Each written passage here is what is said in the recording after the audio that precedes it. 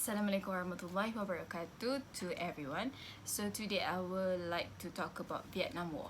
So Vietnam War is also known as the Second Indochina War. It happened on 1st November 1955 until the fall of Saigon on 30th April 1975. During Vietnam War, the development of television journalism contributed to the undermining of government authority.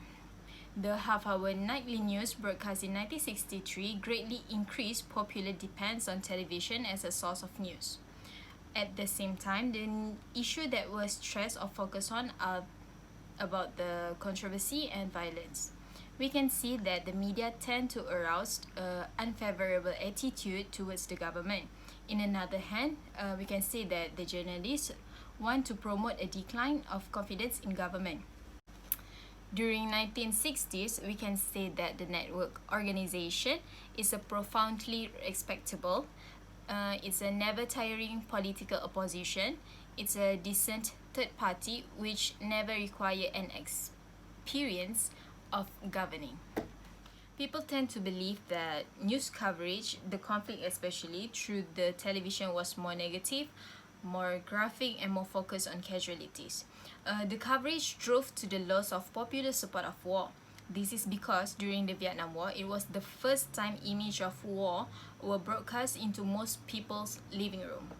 So through television news also, it is the primary way for Americans to receive news about the ongoing war. A number of unsettling stories and images are widely thought to change public opinions against Vietnam War. So from this, we can say that the media could leave the greatest impact on people. Most commonly mentioned in Vietnam War is about the Cam Ranh. In 1965, the CBS News telling about the US Marines igniting the thatched roof of Cam Ranh village with a Zippo lighter. Their aim is to destroy Viet Cong forces and their fortification near the entrenched and fortified village on Cam Ranh. Next is the footage in 1968 about the Tet Offensive that showing a South Vietnamese general executing a bound Viet Cong prisoner with a gunshot to his head.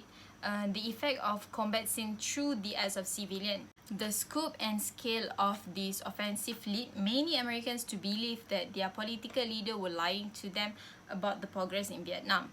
The Tet Offensive is regarded to be a big turning point in the war.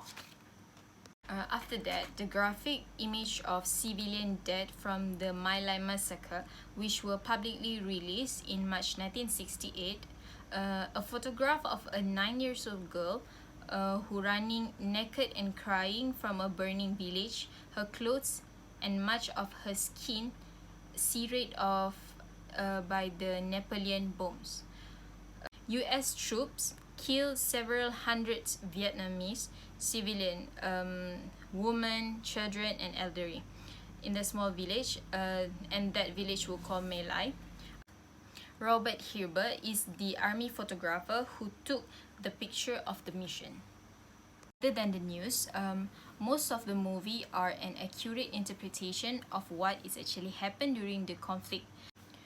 Full Metal Jacket, 1987, The Deer Hunter, 1978, Good Morning Vietnam, 1987, and Hamburger Hill, 1987. Music was often used to help people support or be against the Vietnam War. Most of it were used to increase Vietnam sympathies. One of the famous music during the time is Help by the Beatles, I Got You Babe, Sonny and Cher, Hang On Sloopy, the McCoys, You Were On My Mind, We Five. So in conclusion, we can say that there are a lot of media such as film, music, and news that can be related to Vietnam War. And Americans support the war at first, but the support tends to fall away at the fairly steady rate over time. So this is because the longer the war lasts, the lower support goes. That is all from me. Thank you.